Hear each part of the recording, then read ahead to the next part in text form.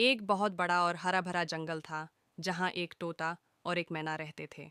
दोनों की दोस्ती पूरे जंगल में मशहूर थी। वो साथ में उड़ते, साथ में फाल खाते और हर वक्त एक दूसरे का ख्याल रखते थे। एक दिन मौसम बहुत सुहाना था। ठंडी हवाएं चल रही थी और बादल घिराए थे। तोते ने कहा, मैना, आज मौसम कितना अच्छा है, चलो आज जंगल के उस पार घूमने चलते हैं। मैना भी खुशी खुशी राजी हो गई। अचानक आई मुसीबत। दोनों उड़ते उड़ते जंगल के एक नए हिस्से में पहुंचे। मैना एक पेड़ की डाल पर बैठकर गाना गा रही थी कि अचानक एक शिकारी ने उस पर जाल फेंक दिया। मैना बुरी तरह फंस गई। तोता घबरा गया, लेकिन उसने हिम्मत नहीं हारी। वो जानता था कि अगर वो शिकारी से लड़ेगा तो शिकारी उसे भी पकड़ लेगा। उसने तुरंत एक तरकीब सोची। तोते की समझदारी तोता शिकारी के पास गया और इंसानी आवाज में बोला, ऐ शिकारी, इस नन्ही सी मैना को पकड़कर तुम्हें क्या मिलेगा? इससे से ज्यादा तुम्हारी एक वक्त की भूख मिटेगी।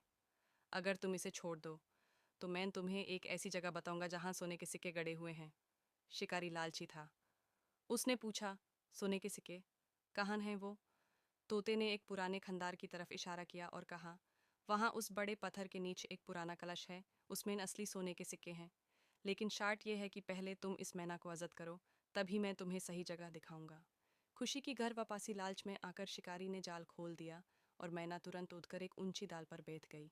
जैसे ही मैना आज़ाद हुई, तोते ने जोर से चिल्लाकर कहा, भागो मैना।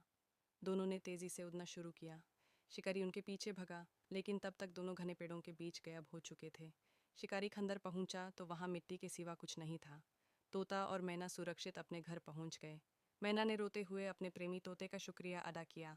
तोते ने मुस्कुराकर कहा, प्यार वही है जो मुश्किल वक्त में काम आए।